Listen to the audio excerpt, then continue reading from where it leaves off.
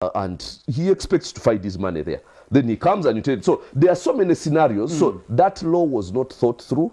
It is it's one of, like, it is real government overreach. It is government behaving just because they have power, overreaching into people's finances. If you read this through this law, there is a process to do that. If or to declare that the account is dormant, it takes time, 9 consecutive months. Then there is a process to inform.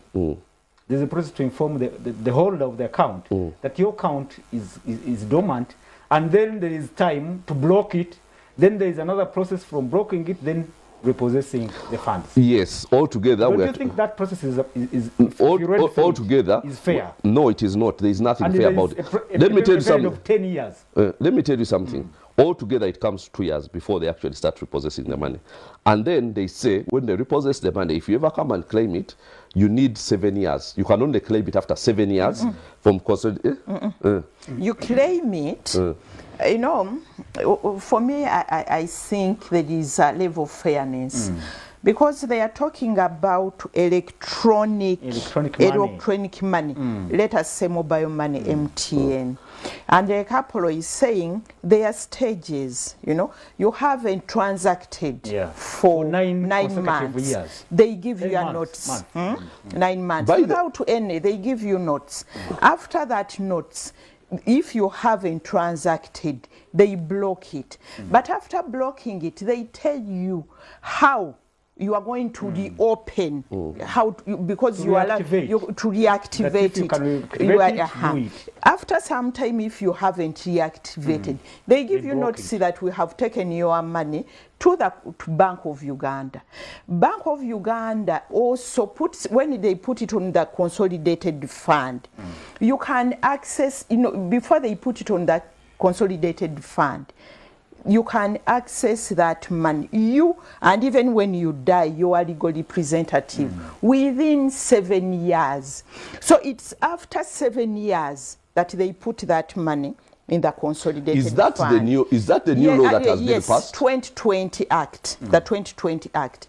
But what I have realized also, because I did my master's in London, University of London, and I had opened an account in NatWest Bank. And it was exactly the same. They wrote to me that, you know what, your account is dormant, you haven't. Told me they have put that money in their central bank, Bank of England. The money was so little, some few pounds. I said I won't bother. But it's the same. But for me, what I think... what do you think is the benefit? You know, the benefit to the economy. To the economy. You know, for me, I see there are two beneficiaries here. The people who are running the electronic money accounts, those are MTN and Airtels. Those, you know, and the government of Uganda. So unless either that money stays on that account and they use it, or that money goes to the consolidated fund. The consolidated fund is government money, you know, it's a government bank, you know. So it's either way. The beneficiary is not either you or it's these two people. So even if you lose it, they repossess it. They take that money after 7 years. So the issue for me, because when I look at these steps, they are fair. They are very fair. The only issue which we can be able to debate and say it should change is the years. Is 7 years okay? Somebody will at the period before government repossesses that money and puts it on the consolidated fund. What we can be able to say that maybe it's increased maybe to 10 years, because somebody was telling me that, for example, if somebody dies, this business of getting the letters of administration, it can take more than, you know, 5 or 7 years. So what we can be able to say, and these are the debates which are okay, that government should increase that period to maybe 10 years because of that, those problems of letters of administration. But if you are alive, Mr. Kabuleta, this is your money. They have written to you. They have written. Why they don't say, you don't you go and get your money? And these are not any, and Apollo, this is not money in the bank. It's electronic money accounts. I think that law has been extended to money in the accounts. At least when you look at the national payment system. That was 2020. Act 2020. But the one which has been operationalized has extended beyond that. Now, what we are looking at was the one which was discussed in 2020. I think it has extended beyond that. But we need a law that it has to be repealed, this act. Now, no, it can be amended. Yeah, amended and then taken back. So we shall check out and see if there is any amendment. But if it is the way it is, but from what I heard from certain, even members of parliament, because there's not been, an actual document that I could read, was some of those issues which we are raising right now. And even the people who are justifying it, we are justifying something different from what you people are saying. Okay? They are justifying money on accounts. But on actual money in accounts. Electronic money account. The law is about electronic. So I'm saying about if they have, they could have changed the just like the NSSF thing. I'll give you an example. The coffee law now. The act. Now, so many changes happened in between. By the time the president signed it into effect, so many changes had been made from the original one. Okay, it went back to parliament, came back, went back, and so on. So certain things change in the process. So maybe wait for the new act. Let's wait for the new act. But for the time being, this is how it is. And for me, I saw your letter from the banks and from the Bankers Association, and they seem to be explaining how things have been, and that this has been normal practice. But if it has been normal practice all throughout, then why was there? You know, with the other paper money was, but this is specifically for electronic. For them, they are saying this has been normal with banks. With banks dealing with accounts, these normal accounts. But Joseph, I don't know, though we will give it other time. Are you not being very suspicious? No. But I'll don't you see any good intention? Because why should an account be dormant? Money remains there. No, there are reasons. 2, 3, 4, 7 years. There are reasons. The money must come back. They can't be. But again, Apollo, what we need to understand, this money which is on a dormant account, it doesn't mean it isn't circulating. It isn't that money is put somewhere. And that's why I'm saying this money, there are two beneficiaries. The owners of those accounts, the FMTA, and government of Uganda, who is using that money. What I'm saying... No, what I want to address to you... What I'm saying, yes. Even if it is electronic, these companies, according to the regulations, there must be a security of cash kept somewhere. Even if you're running a digital transactions, there must be security that you deposit and it remains there. That's the essence, I think, probably. They don't want to keep money for several years idle on an account. But well, I don't know. We'll keep no, you wait, you'll see. Because there are certain things where you seem to move overreach, and people say, "Oh no, you're being too suspicious." But there's a limit to how much you can be too suspicious when we are dealing with these people. And when you know what people are capable of and what their mindset is, you know that there is no such thing as being over suspicious. I'll tell you a story. You wait. Go ahead. I'll tell you. You tell me when we come to this, but I'll tell you a story. Long before Hitler became Chancellor of Germany, he wrote a book called Mein Kampf, and that book he stated clearly about the extermination of Jews in a very certain time. Long before. It was Jews are responsible for ABC and so on. Now, when he came into power, certain Jews who were wise did not wait to see what was coming. They shifted to America and to other countries, UK and America mostly. Now, others said, no, he can't be that bad. He can't be that bad. You people are being too suspicious. By the time they actually realized that the man meant what he was saying, it was too late for them to leave Germany. Many of them were killed. So sometimes when you know that somebody has stated explicitly something, don't think they are too good to implement the worst things that they have stated. That's who they are. So believe people. You see bad intentions. I see bad intentions all around, and I will be proven right over and over again. Okay. Time is up. Okay. Your final comment. My final comment is thank you so much for Apollo for inviting us. This has been a very nice, engaging talk.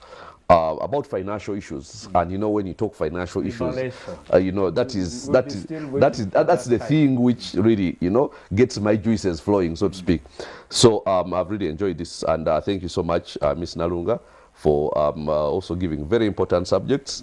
I would like to, you know, have a discussion with her on certain other things. Especially concerning faith, because she's a very suspicious person when it comes makes the two of us. No. For me, when it comes to faith, I know that we are all people we are created to worship, and people worship in different ways. You must be anxiously waiting for the elapse of the 60 days that we are given for that lockdown on houses of worship. Yeah, of course, we would want houses of worship to open, but then also we know that the whole COVID industry has targeted churches very, very, very much, and it is more than just a sickness. COVID is a lot of things, so many things, and it is pushing towards authoritarianism. It's an enterprise, and we must cross over to Nalunga. Okay, thank you. Short. Yeah, thank you so much, Apollo. Thank you so much, Mr. Kabuleta. I liked the ideas, you know, I like debating. And for me, I also thank Salt FM, Salt TV, for putting these issues in the public domain, you know, because the most important thing in Uganda here, rumors, people talking, this one, you know. So it's important that you are putting these issues in the public domain, but also it's also important for us to be able to debate, for us to be able to see how this country is moving. Thank you so much, our viewers. The program is The Dialogue. I must thank Ms. Jane Nalunga. It's always a pleasure hosting you. Thank you. Thank you so much, Joseph. You're welcome. Thanks for coming. You're welcome. Thank you. We must thank our viewers, and we'll read through your comments afterwards, and we'll have that opportunity to share them with our viewers. We didn't get time to read them out. My name is Timapolo, and The Dialogue will be again here next Saturday. We really wish that all these issues that we have discussed here will be well thought and probably implemented in a way that benefits the citizens. I wish you a splendid weekend, and I must say good afternoon.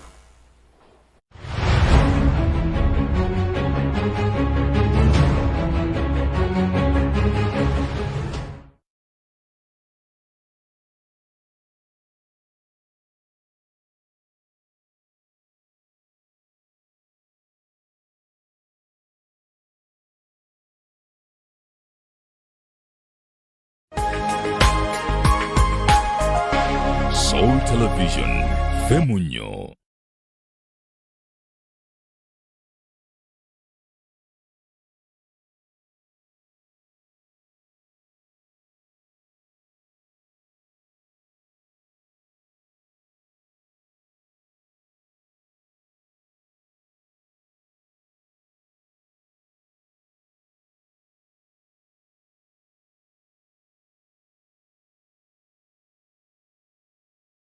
My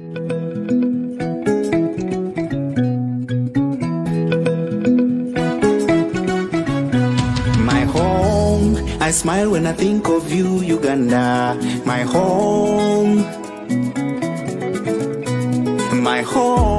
I dance when I look at you, Uganda. My home, oh my Uganda. Alone with you, I'll always stay forever. Miss